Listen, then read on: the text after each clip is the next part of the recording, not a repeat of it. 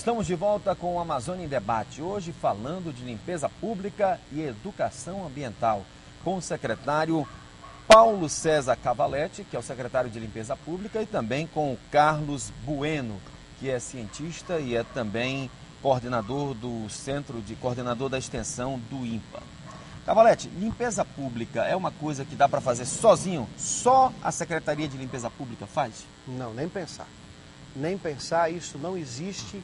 É impossível o poder público, de maneira sozinha, realizar limpeza pública. Limpeza pública é um trabalho de cooperação entre a sociedade civil organizada, entre a indústria, entre o comércio, entre entidades religiosas, governais, não governais. Enfim, nós temos todos que nos dar as mãos e nós trabalharmos em prol disso. Porque antes de você ser vereador e apresentador de televisão, antes de eu ser secretário, antes de o Bueno ser pesquisador, nós somos produtores de resíduo. Todo mundo tem a sua taxa, né? Todo mundo produz resíduo. Então nós temos que falar de maneira clara, de maneira objetiva, sem hipocrisia, que nós precisamos aprender a quê? Aquela máxima. As pessoas falam hoje em reciclagem. Ótimo, tudo beleza, vamos trabalhar com reciclagem. Mas eu falo que antes de reciclar nós temos que reduzir a quantidade emitida. Nós precisamos diminuir a quantidade de lixo emitido, nós precisamos aprender a reutilizar produtos e nós precisamos aprender a reciclar. Nós precisamos rever os nossos conceitos com as questões ambientais. Por quê? No futuro próximo nós vamos ter muito dinheiro no bolso, se nós não mudarmos de ideia, nós vamos estar morando sobre o lixo. Bueno, a tua avaliação a respeito, como é que tem que ser feito esse trabalho da limpeza, no sentido de agregar várias forças? Olha, basicamente é uma questão cultural e uma questão de educação ambiental.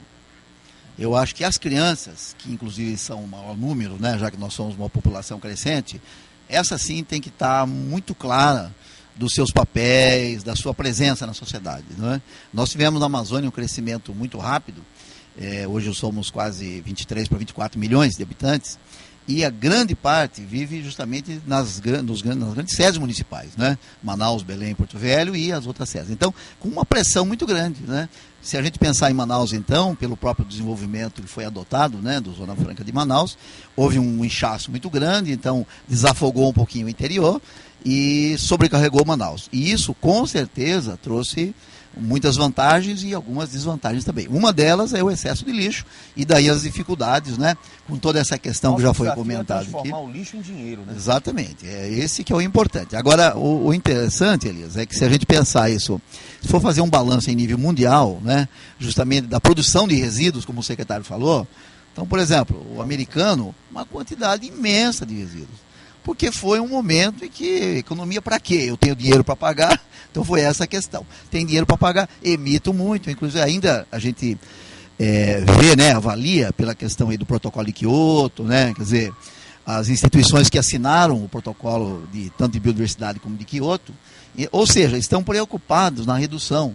Então os Estados Unidos ele não pensa nisso, né? Eu jogo o carbono, o gás de efeito estufa, depois eu pago para alguém recolher, mas eu não vou diminuir o meu nível de vida. Então isso é muito difícil, né? Se o mundo todo fosse assim, é uma avaliação, precisaríamos de 4 planetas Terra para que os 6, 7 bilhões de habitantes na Terra tivessem a mesma demanda que alguns povos um pouco mais. Então a gente precisa realmente acostumar, como o secretário comentou, a ter muito menos resíduos. A gente, com certeza, nós podemos otimizar. E não é só resíduo, redução de água, nós falamos em água aqui. Então, aquela ideia de escovar os dentes, de tomar banho muito prolongado e tal, é uma coisa que, certamente, se a gente fizer isso e no fim do mês medir, você vai ver a grande diferença, não só em economia de dinheiro, como economia de recurso natural. Eu acho que é uma coisa fantástica. E essa questão da limpeza não tem nenhuma dúvida. Tem que ser uma operação de guerra. Isso não é responsabilidade de 1, 2 ou 3 pessoas, né? Quer dizer, todos nós temos que pensar nessa quantidade de resíduos que produzimos e de que maneira a gente está fazendo uma reciclagem, né, desse material todo. Eu queria aproveitar a oportunidade da tua presença aqui e fazer uma avaliação aí da SBPC que está em voga aqui em Manaus desde domingo, lá no campus da Universidade Federal do Amazonas. A SBPC é uma sociedade civil sem fins lucrativos que começou, na verdade, em 1949, né, antes de nós todos nascermos, né? Foi a primeira reunião em Campinas, depois aconteceu em Belo Horizonte, depois em São Paulo e assim por diante. E aconteceu na Amazônia em várias vezes, 2 vezes em Belém, uma lá, enfim, no Maranhão, e nunca aconteceu em Manaus. Na verdade, nunca aconteceu no lado leste de Tordesilhas, né? Ou seja, não aconteceu em Porto Velho, em Boa Vista e tal. E com uma grande dificuldade, porque sempre houve uma certa restrição até a trazer esse BPC para cá, pela distância, pela questão de logística. A gente sabe que muito público que vem na SBPC são alunos. Então, em outros locais do Brasil, onde é mais fácil se chegar, por exemplo, por um meio mais barato, que é a questão terrestre, são ônibus que as universidades planejam para vir. Para Manaus seria mais difícil. Mas em 2007, quando ocorreu em Belém, por um conjunto de esforços de governo de estado, de universidade, de INPA, se convenceu todo um grupo da importância de acontecer em Manaus. Então, 2008 foi em Campinas, que já tinha sido planejado, e nós fizemos um trabalho fortíssimo lá, com roupa, não sei o quê, mostrando um pouquinho do que ela seria em Manaus, até oferecendo um pouquinho das nossas guloseimas e tudo mais, mas é só um pouquinho, para mostrar que o restante seria o ano que vem, que é esse ano em Manaus.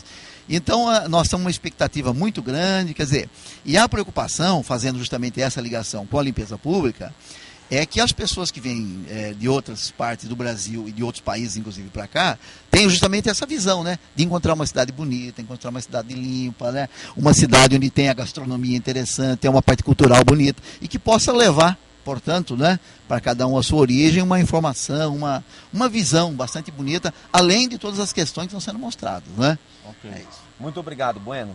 Olha, Cavalete, o seu Alfredo aqui do Japim 1 está dizendo que na Rua 51 as calçadas estão imundas. Ele está pedindo um mutirão de limpeza. Rua 51 aqui no Japim 1. Como é que a população pode interagir com a limpeza pública? Bom, nós temos um canal de ouvidoria na Secretaria através do nosso Disque Limpeza, que é o 3214-8115, no 3214-8115, ou no e-mail semusp@pmm.am.gov.br, ok? Que nós iremos proceder. No Japim, nós realizamos um mutirão de limpeza há 22 dias. Provavelmente deve ser entulho de construção. Então pronto, está dado o recado. Entulho de construção não é responsabilidade da Secretaria. Entulho de construção, a responsabilidade é do gerador, ele tem que contratar uma caixa coletora e dar destino correto. Mas eu vou verificar isso aí amanhã, nós vamos mandar lá uma fiscalização nesse número aí. Eu quero agradecer a participação do Bueno aqui no nosso programa e a gente vai continuar conversando com o Cavalete a respeito de educação ambiental e quais são as áreas que ele está atuando nesse aspecto. Obrigado, Bueno, pela sua participação. Boa Obrigado, noite. À disposição, e estão todos convidados. A SBPC vai até sexta-feira ainda. À noite nós temos a Expo CIT, o melhor que tem de ciência e tecnologia para o Brasil, está sendo mostrado lá. Obrigado. Vamos para o intervalo comercial e a gente volta logo em seguida.